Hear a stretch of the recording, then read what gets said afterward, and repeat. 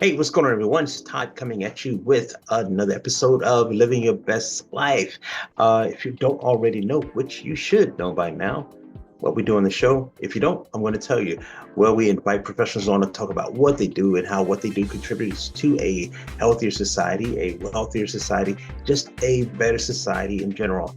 That's what we do on the show, and that's what we all really want and in society, right?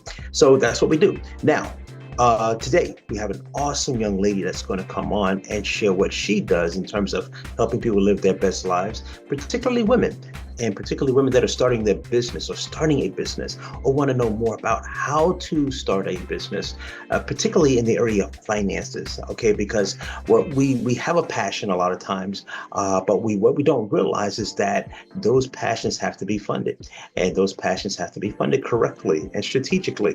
And that's what she does. She's helping women set up their lives, set up their businesses in the area of finances to come out on top. Okay. Now, mind you, yes, it's all about the sacrifice, but you want to make sure that you sacrifice in a smart way when you're talking about setting up a business. And Tanya's going to break that down. She's also going to share with you seven strategies or seven things that she had to deal with in her life to overcome a lot of obstacles that were in the way of her success. But she, once again, the key word is overcome, which she did. So you're in for a real treat, everybody, for this show. You're going to enjoy her, Tanya Brown, on the other side of the commercial, which the commercial is about our reset challenge. So you want to make sure that you get in on the challenge. All right. So it's all about being well beyond 50, right? And getting well and staying well beyond 50. All right. So that's the challenge, everyone. The reset challenge. Check us out on the commercial, then check us out to get in on that next challenge on Get Well Beyond 50, the reset. All right. So everyone, Tanya Brown on the other side of the commercial. Y'all take care. Peace.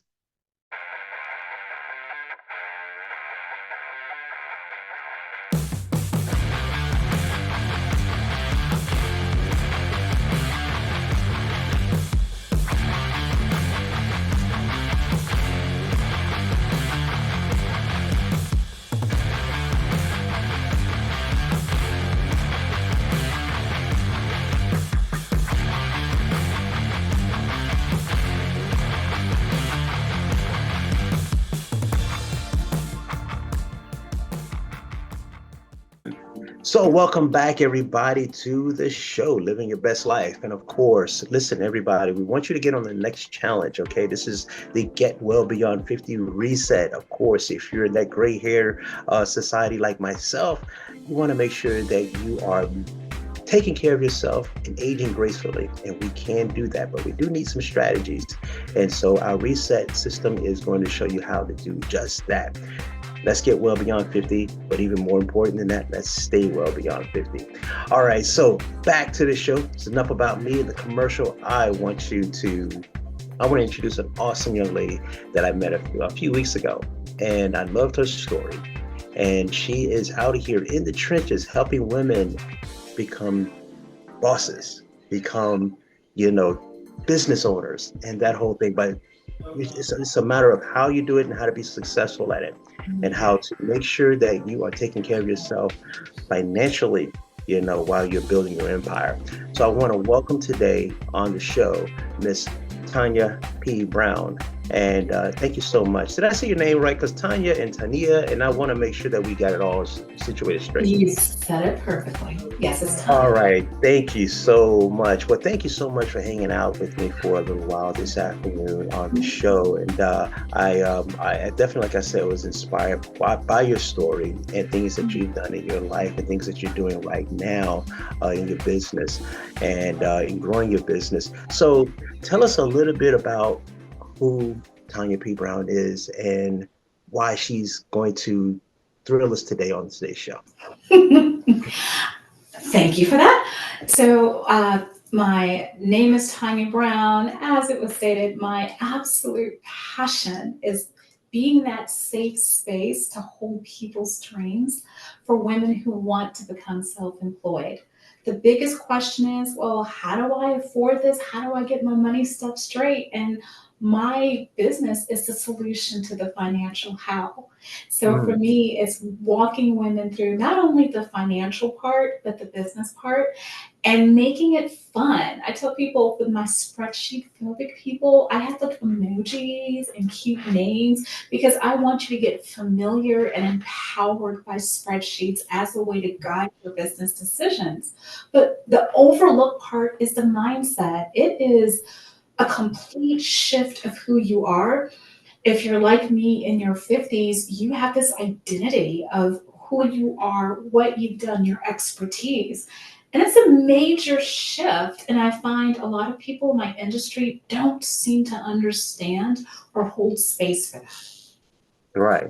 Now, when you say, and because this is so true, because I myself, now I've been a business owner and entrepreneur. I think it's almost like you've always wanted more in your life, right? You always knew that there Mhm. was something more that you desired.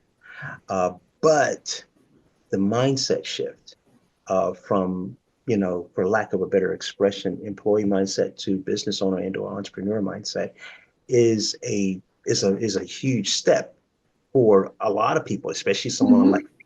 And I still struggle with that even to this day because I Yeah. still kind of identify myself with the employee 9 to 5 mindset. So you do run into that, and I'm assuming, right? Is that a major hurdle for you to kind of like help people shift? It is. It's a bigger shift than that. So I have been myself an employee for decades, 20 plus years. Oh my gosh, almost 30. That was Yeah. the math sometimes in the financial service industry. And what I found was the shift was more than that. It's identity. I Mm, identified with the work I did. If I'm honest, I mhm, identified with my executive title. I identified with my executive pay. I identified with my company. And going from that to nothing was a bigger shift than mm, I thought it was. Also, if you are the person who financially takes care of the company, all of a sudden you don't got it. yeah, So that being the provider in a way you worships, you were the person everyone comes to for knowledge about something, and all of a sudden you're stumbling trying to figure stuff out. So it is a shift not only from employee to employer, but all these areas of your life. If you were the breadwinner, all of a sudden you're not. yeah. So it's a shift fundamentally of all these identifiers that we give ourselves. Yeah. And you're the first person, and you being a numbers person, I'm assuming, into, Mhm. that whole Yeah, thing. And that's a personality in itself. you know, it is. Yeah. because me myself, I could never think that I could get excited and think that spreadsheets are fun. And so I'm glad I'm glad that you're someone to actually say that you have a system that makes all of that fun. Hmm. Yeah, I do. Again, if you go to my website, I think I have if money is not your love language. So Yeah. I get that this can be very frightening. I get that the language of business is accounting. It is understanding numbers, but it can be done in a way that's empowering because these numbers are your guiding light as to how to make decisions. These Yeah. numbers are your guiding light as to what to do and not to do. So my thing is, how do I help you see this through the lens of these numbers help you make informed decisions to build the life you want. So when a young lady comes to you, does she come with the business idea already intact, or do you, if she comes to you and says, "I want to do something. I don't know what it is that I want to do." When did you come in that process? Um, Great question. So I do a free 30-minute consultation and I Hmm. give everybody. So I always say sometimes I'm not the right fit. Hmm. So if it's I don't know what business idea to have, I'm like I can't help them get to some place we haven't defined. So I Right. have a network of people. So I have people to help them figure out how do you take these wonderful pieces of who you are and sometimes see things in yourself that you don't see and Hmm. figure out a way for that to become a business. For some, owning a business isn't really right for them. They just need a better career. So I have a great friend that's a career coach, so I'll refer out to her. Gotcha, gotcha. And that makes sense because, like you said, not it's not all about just owning a business, but how to, get to that better place in your career. Exactly. Your And life. yeah, in life. Right? Yeah, in life. And so, yeah, I was wondering about that because the prior question, when do they come to you? So, because I want to take people through somewhat of a Yeah. process. Okay. Okay. Yeah. Yeah, they come to me, they almost always they have sometimes they have a business idea and we can start from there. Sometimes they already have maybe a business. Overwhelmingly, I work with coaches and consultants. So they've Hmm. probably started talking to people informally. And part of what we do is get that informality to where they're actually getting paid for it. So Hmm. so helping them think of it more of a business. So they have an idea of what they want when they come to me. So in that first meeting, it's what is their best next step? If it is to get their finances together, then we kind of go through a 2 hour intensive. And that intensive is to do a review of their finances with love and no shame. Hmm. And then we figure out where are they in this quit job readiness. And from that, we can figure out what are these gaps and holes and help them figure out strategies to get there. And with those strategies, we can now map out a realistic timeline for when they can press that resignation button and go full time. And they get all of this outlined. So they now have a strategy to build out their plan. Sometimes they can take that and go forward, and I'm like, yay. But if not, then they kind of can continue to coach with me, and then we build out a full plan. In Hmm. this, we take a step back and help them define their self employed life. Because a lot of times people will ask me, what's the one thing I wish people would do? And people think I'm going to say a budget, and it's not. I wish they would take a step back and think, what does this ideal life look like? The self employment is a strategy. It's not really the goal, it's a Yeah. strategy to their life of freedom. So, what they Yeah. really want is almost always freedom of their time, freedom to do work that lights them up. And they don't want income determined by a performance review for someone they don't even Hmm. like. So, Hmm. that's the goal. So, I'm like, let's define how many hours do you want to work? Who do you want to work with? Because that's going to be the guidepost for how we then use money as a tool to get you there. And I feel like that's a disconnect with people. Yeah. That is, I love it. I'm sitting here and I'm wondering, like, wow, um, where have people and where are people? I'm so glad that I came in contact with you because most of us in the business world are out here really just trying to put, we're trying to put pieces of this puzzle together Yeah. without really any kind of coaching or any kind of knowledge of what we're doing. Now, and so it's like once again I'm asking myself like, wow, where have people like you been? And you probably always been there, but the masses haven't quite always had access, Yeah. Which you is know. kind of my journey a little bit. It's funny. So I came from wealth management over 20 years ago. So I'm a certified financial planner. I was in wealth management. And yeah, pretty much you couldn't work with me unless you were at 500 to a million net worth. Um, And at some point, I got into where I was doing retirement plans. And what I found was I got more joy helping a retirement plan participant get out of debt than I did working with my multi-million dollar clients. Not that they weren't great, but there's a transformation process in who someone is when they begin to feel hope that this debt mhm. doesn't have to stay. And I love that. So I Yeah. transitioned from there into coaching, and I was doing coaching for a while and kind of started to work with corporations to help them build out their financial plans, which is where I picked up so much of my benefits expertise. So I can really walk someone through how do you have a strategic benefits transition strategy. But it came to a head for me when I Yeah. got what I lovingly called a performance review from hell. And that is what sparked my journey. Not you. I can't imagine. Yeah, I got punished because I had a consulting meeting. I couldn't make it because I wanted to close on my home. So I Hmm. sent out an email Wow. 6 weeks in advance, and I was told that that was a lack of team spirit and I Yeah. did not lack true priorities. And I'm sure, as you can only imagine, that sparked me leaving Yeah. my job and starting a business. And frankly, I was a hot mess. I tell people I was actually a hot mess with a blowtorch my Hmm. first year of business. That's amazing. And, but I think, I was having a conversation with a friend of mine, and we were talking about corporate America and corporate structures, where I myself experienced what it feels like to be a number. Uh, Yeah. and so I remember working back at a firm in New York City in the IT department.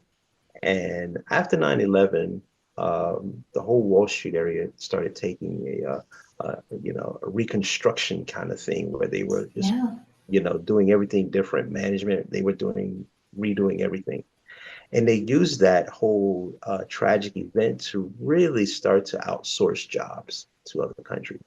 And Mm. so we saw it coming. In 2001, it took them probably about 14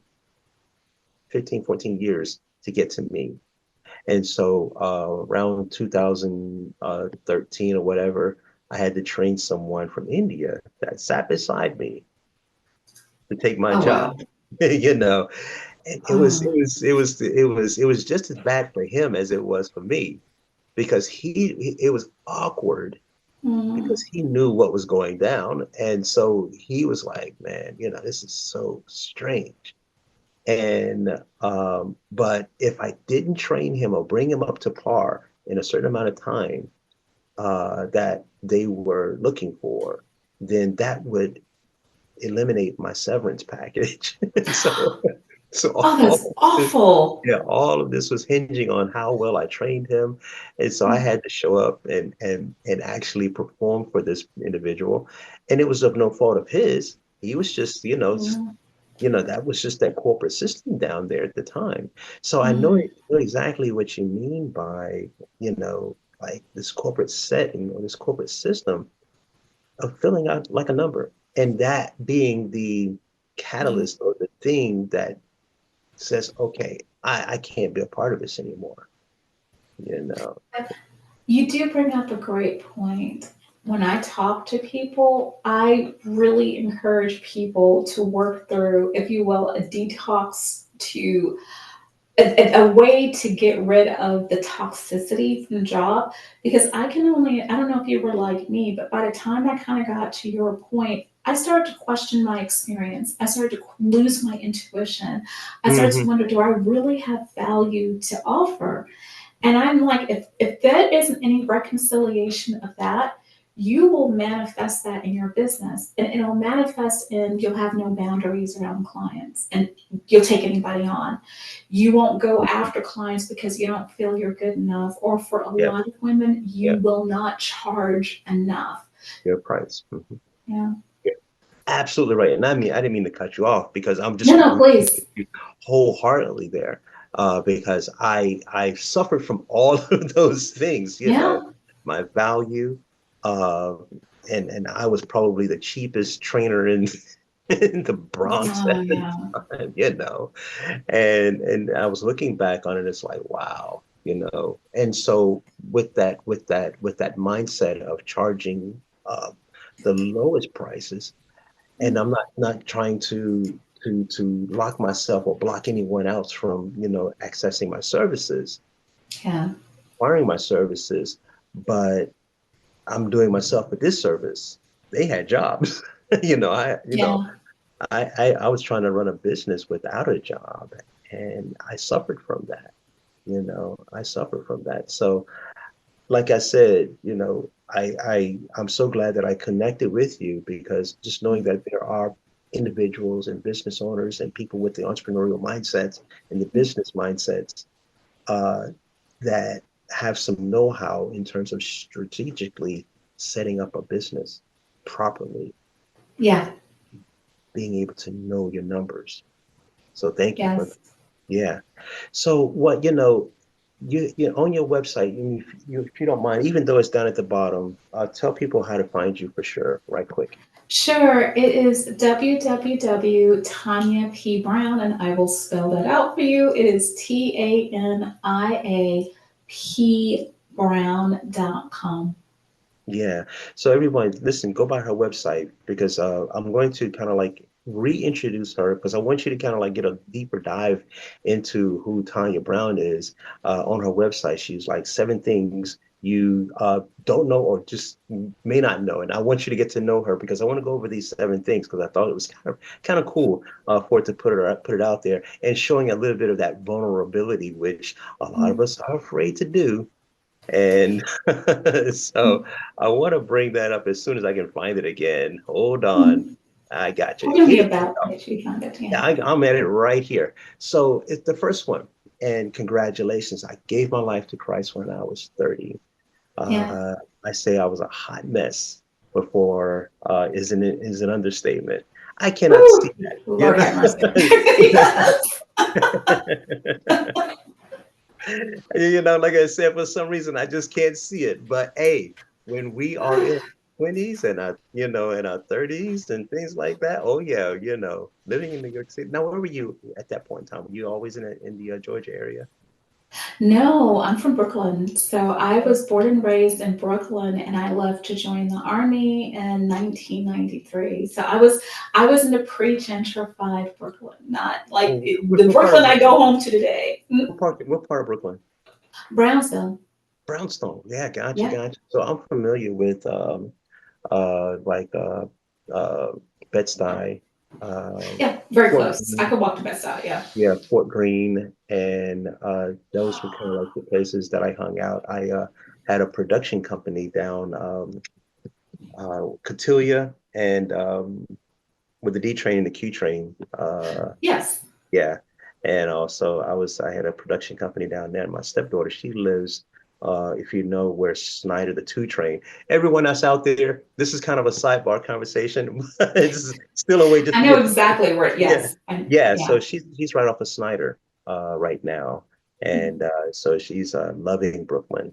Nice. So yeah, but going back to getting to know you, yeah, when you are in your 20s and 30s, and especially out of the military, oh, life is wild. I'm pretty sure.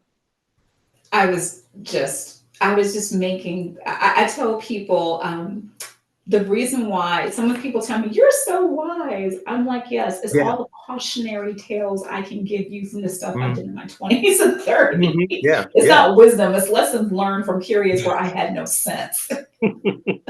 Well, in one of my presentations, I talk about like uh, when you reach that awesome age of 50, you have this level of wisdom, not because you just lived, but because you've been beat up, you've been kicked, you've been, punched, and you've made all the crazy moves and mistakes that, people Hmm. make. And Yep. so, now it's like, okay, now I'm wiser because of those things. Yeah. So awesome. So that was point number one. So point number two, I find is pretty interesting because you say here, at one point, my husband and I were over $100,000 in debt due to frankly making bad choices. And you guys, the success of it is that you paid it off. And Yeah. so if you don't mind sharing a little bit about what you guys, some of the things that you did and how you were able to overcome those types of challenges. Lord have mercy. So it's Yeah. taking me back. Oh Mhm. my gosh, that was just it was one of those you almost don't even know how you start. Like when people tell me, like when I feel that shame about death, I'm like, I'm there. Like I Mhm. know how it feels to you just do a few things here, a few things there, and all of a sudden you have this debt. And it becomes overwhelming. It was just these bad decisions. We were one of the people that got the house we really couldn't afford. And of Mm. course, when you get the house you couldn't afford and it's a nice house, well, you got to furnish the house you can't afford. So Yeah, you of get course. into more debt Yeah. financing the stuff for the Yeah. house. Financing everything. And this was right around the crisis. So it Okay. was affordable as long as Hmm. nothing went wrong in life. And we know how Hmm. that's going to last. Yeah. So when Yeah. everything fell through the cracks with the Great Recession, all of a sudden we couldn't afford anything. And of course, interest rates just compound. We Hmm. were living off of credit cards. Like I had many days where I was crying. Wow. And what Wow. made it worse was I was a financial advisor. So I'm to Yes. be a professional. So the internal conflict of I'm supposed to be the professional and I'm doing this. And what I learned from that, there is no amount of technical knowledge that can overcome behavior. It is a Mm-hmm. behavior issue. It is not a math issue. And the first thing we did, I had to humble myself and say, Mm-hmm. there's something not clicking. Mm-hmm. So we put ourselves through financial peace at our church. And because I was like, we can't keep living like this. And I mean, it was Yeah. insane for us to even get there. One person had to pick up one baby, the other, it was insane for us to try to figure out childcare. But we did financial peace and we just looked at each other and we said, we're done. And we went to what I call DEFCON 5. Like Mm-hmm. we Yeah. Yeah. Yeah. we did not go on vacation for years. We did not do gifts for years. Like we went Wow. I told people we went to the dark side. We sold the house because it didn't make sense to have it. We stayed in an apartment for 7 years. So I can tell the story like it happened in 5 seconds, Yeah. but this was about 4 years, 4 or 5 years. So we lived in an apartment. We shared a car, and I live in Georgia, so you can tell how easy that is Oh not my easy. God. Yeah, that's like And that car was one step above a hoopty. And that gave us the finances to just pour into it. We also made a deal with each other. We would not increase our lifestyles with income. So we had also really worked on our careers and our incomes went up substantially, but we hmm stuck to the same budget. Yeah. Yeah. And the big thing was we decided we were only going to live off of one person's income. So all of our expenses had to be on one person's income, which meant we had no money. Yeah. So you figure we stuck to that budget for 4 years, despite the fact our incomes went up substantially. That was how we were able to pay off that amount of money. Again, no vacations, no presents, no nothing. And then after we were done paying off the debt, we turned around and just started saving. And we sat down together and really thought, what do we want our futures to be like? And I think that was Mhm. really important. Yeah. Wow. And I think that leads us to number four, you know, or no, that actually number four, you says here, I'm a mom in so many incredible ways, step, bio, foster, adoption. So if you can explain number four, I'm curious to know what that one is about. Yes. I have my bonus daughter that came to me by marriage because frankly we thought we couldn't have kids and Yeah. surprise, surprise, God Awesome. had different plans. Ended up having biological kids. Oh yeah. And I don't know, for me, the thought of someone being in this world without someone to guide and love them, I couldn't handle. So we became foster parents Wow. and started What- fostering kids. And we fostered teens because those Yeah. are traditionally, unfortunately, really hard Mm, kids for mm, them to be placed into foster care. And we end up adopting one of our kids. So when I say, and then there was a season where we kind of took in some kids. When I say a mom in many different cases, basically, if there's a kid that goes by my doorstep and you drop them off, I'm taking care of them. That's great. I had a client that was he was a young kid. He was about when I met up with him, he was about 17 or 18, Mm, and he had been in the foster care system. And at this time, he was with my cousin, and so they were taking care of he and his brother. And but he had the aspiration to want to improve his health, and so he came yes. to me for personal training. And Mm, it was interesting. It was eye-opening, it was heartwarming, and it was so inspirational in terms of what he um what he did in terms of our time when we were hanging out. Um he came in, worked hard all the time whenever we got together. I mean, he was excited to be there.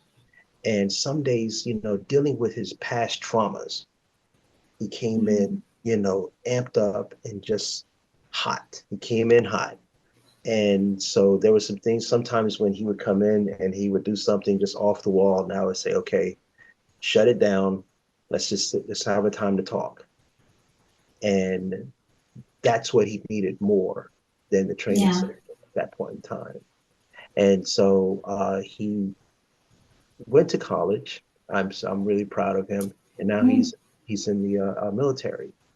And so when he wrote to me, a while back, he said, "Todd, you saved my life." And I didn't Mm, realize that. I was like, wow, I didn't know the impact that I was having on him. I just knew mm, that I was there guiding him somewhere other than where I saw his life going. And so I applaud you, for stepping in and being that yes. foundation for a lot Mm, of kids, and doing what you and your husband are doing. So I thank you for that because I saw that manifest into something awesome. And so I know what mm, you're doing is also doing something awesome for the kids that you come into contact with. thanks. Yeah, yeah. So, like I was saying, now the your last story though, it led me to this number 5 here. It says, once I was married, every leap I made was a team decision and effort, which I think is so powerful. Very much so. So a lot of times I will have women coming to me and are like, I want to go to self-employment. If they're married, I'm like, it's a family decision. Hmm. It's yeah, it's not just you, Yeah, because yeah, obviously there's the money part, but there's a time. As you well know, you're putting so much time into your business. This is time that you're not with your spouse. Also, and this may not be a popular, what I'm about to say may not be popular, but the blessing of 50 is I just don't care. Um, if your marriage is the most important foundation you have, is one, obviously your relationship with God, but your marriage is, if mhm, your marriage is on shaky ground, that is where your attention needs to go to. Because I yeah, do feel God called me to business, but he called me to be a wife and he called me to be a mother. If those are fractured, those are where my attention goes. So it's not only mhm, the marriage. If you're in fracturing relationships that need healing, I think those need to be healed before you embark on a business. As a friend told me, being in business, I love how she put it, is the most masochistic self development experiment a human being would choose to perform on themselves. And it requires so much fortitude that if any of these important areas are fractured, it's going to destroy you. yeah. And I have to 100% on all of that. I've always wanted to say 100%. I hear that so often. And it's my first time ever saying it. So 100% on all of what you said. Um, but you are so correct on that. This the support Yeah. and also being able to make sure that all of these other loose ends are definitely tied up too. Because I'll be honest with you, if it were not for my wife now, in terms of her support, I mean, goodness, because of the ups and downs of this Yes. business, and so not to say that it's always about a feast or famine, but especially when you're starting things out, when you're resetting, when you're starting new projects, it can be a scary thing. And so I guess that's a part of what you do too, I'm pretty sure, is helping these women get mentally prepared for this stuff. Absolutely. I call it the entrepreneurial stages of grief. Hmm. And I tell people to be transparent in 5 minutes. This is what can go on in my head. Oh my gosh, I'm going to have a record breaking year. I am going to be bankrupt. I am in it to win it. Why the heck did I Yeah. quit my job? What's happening? Hmm. And that can be in 1 minute. And that is entrepreneurship. It is a roller coaster ride. And I think people don't really understand how much of just how emotional this entire experience can be. But there's other areas that that are not foundationally in place. This is just going to take, you're going to be Yeah, all over yeah, the yeah. place. Yeah, And it's not to say it's not rewarding because it is yeah, it so absolutely rewarding. is. It's so rewarding. And honestly, I don't know, how to go back to a work environment or 9 to 5 environment. Mhm. I don't know how to do that and not have this thing on my mind of like, okay, this is not where I'm supposed to be. Because like I said, because of the rewarding feeling that you do get of being able to serve. Uh, Yeah, I'm unemployable. yeah, yeah, yeah. I am totally. I don't know. I think somewhere you get here. This is just me. if I am going to give my blood, sweat, tears, and mental sanity to building something, it might as well be Mhm. something I can take with me. I feel like when I'm employed, I'm on rented land. Yeah, I yeah. am, I don't own it, and everything I build can be taken away from me, and they can determine how much money I get from it. I'm like, if I'm going to go through all of that, I'd rather suffer for something I own. That's just kind of my thing. No, you're absolutely. And like, that was what I went through. It's like, hey, this is not mine, and that you can be dismissed at any Yeah. given point in time in the day. So you make the decision. So awesome answer on that. Thank you so much. So, all right. So we're good for the fun stuff. Now, I just love chocolate. No, I mean, I really, really love chocolate. Please share with us the chocolate that your favorite chocolate. Because I want to know, because I love chocolate also. There is this, I do not remember the name, but there is this chocolate factory in St. Augustine. I think it's Mhm. Whitmore's Oh and yeah. or Wentmore. I think it's Whitmore's or Wentstone, something like that. And it is my favorite. Like I will go to chocolate factories. I have done chocolate. Like when I tell people, I'm like, I will go to factories. I Oh, have done wow. chocolate It's that bad, factory tours. Yes. And yes, I will try it all. Yes. And it's so funny. Yes. The factories are my favorite. I hear you, man. I went to Hershey's amusement park years ago, and it was like the best experience. Now, the last time I was in Manhattan, we went to the Kisses. What is it? Is it Kisses or M&M store?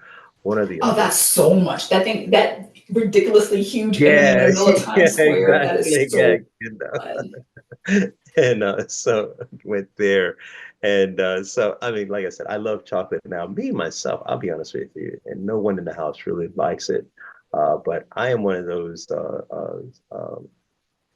70% cacao chocolate You're one people. of those people. I know. Yeah, I'm one of those people. Exactly, I'm one of those I, people. Hey, this is a preference. That's all. I But no, I need it unhealthy.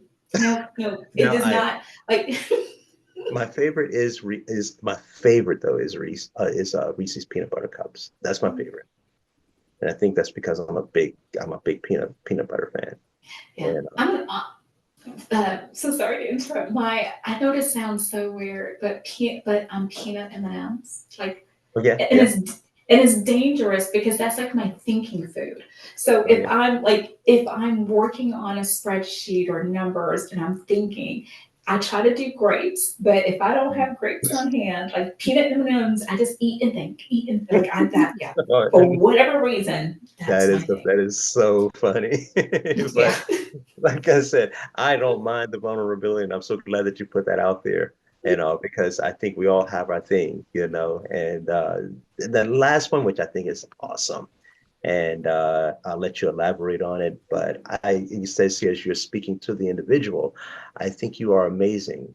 The compassion and courage it takes to pursue your calling to help others is admirable. Don't let anyone convince you otherwise. Yeah. Yeah, build on that. Very much so. As a person of faith, I believe every person is a masterpiece of God, and you are created for a very specific purpose that no one can replace. Hmm. And what I love about particularly my women who want to be coaches and consultants, oftentimes they're taking the most vulnerable parts of who they are and using it to serve others. And I think it's such a beautiful thing, and it takes so much courage to need it. And I believe that you're called to do this. So I believe your calling is the answer to someone's prayers and tears. Hmm. And Hmm. from my standpoint, finances shouldn't be holding you back or anything else. Right, right. That is awesome and so beautiful. And thank you for that. And like I Mhm. said, I wanted to present that to everyone because I want everybody to get to know you. Oh, great. And not only do we get to Thank know you. you and on that level, but we get to know also your expertise and what you do and with regards to helping women achieve this success in their lives, Mhm. whatever that might look like, whether it's career wise or whether it's business Mhm. ownership wise. And thank you so much for that clarification on that. Mhm. So what's in store for Tanya Brown over the next, what's in the future? Where you guys any thoughts on that? Let's see. So in the future, I'm actually loving what I do. Like I have gone back and forth, but I love my one-to-one personal contact. I Mhm. may go to group in the future, but I want to be present when someone Oh yeah, isn't at their yeah, best, and it's I hard know to that. do that if it's not one-to-one. I understand that. So so for me, it's I think staying the course with what I'm doing, getting the word out that I actually exist. That if Yeah. you are trying to cross this what's seemingly impossible bridge, that there are people who specialize in this and can do this with both compassion and straightforwardness. And I do believe compassion and straightforwardness can peacefully coexist.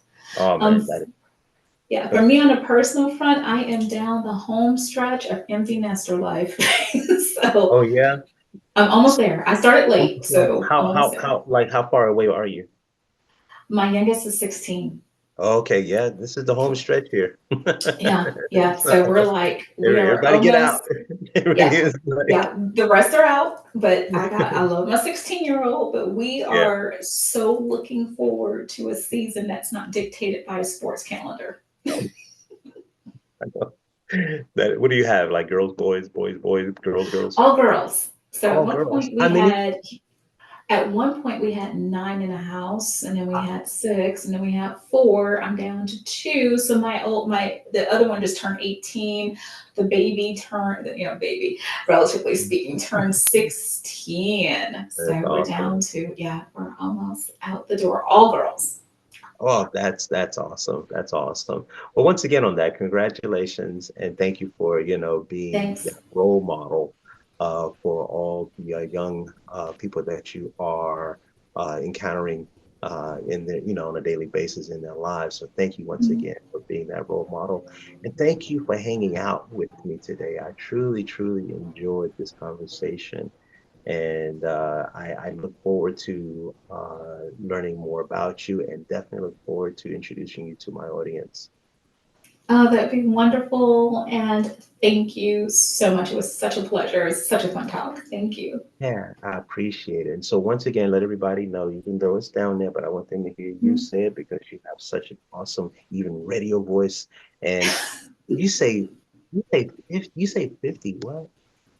52. If you don't, when I first, and I probably said this before, but I'm like struggling to even think that you're 52.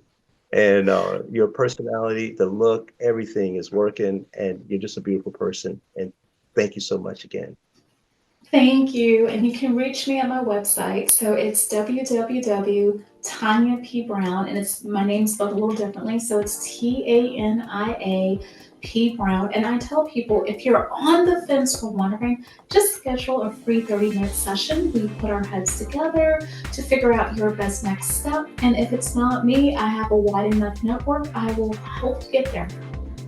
Awesome, awesome. Thank you so much, Tanya, for hanging out. Thanks. Everyone, listen, Thanks. get in contact with her if you are looking to start a business or you just want some advice on how to be better, move into your career, Yeah. moves and choices. Get in contact with her. She is a fountain of wisdom, as you already know from this conversation that we just had here. So get in contact with her. But thank you so much for hanging out with me and Tanya today. I truly, Thanks. truly appreciate Mhm. that. And so, listen, everybody, be on the next lookout for the next Living Your Best Life show coming at you. So, once again, everybody, thank you so much. And I'll catch you on the next go around. Y'all take care. Peace.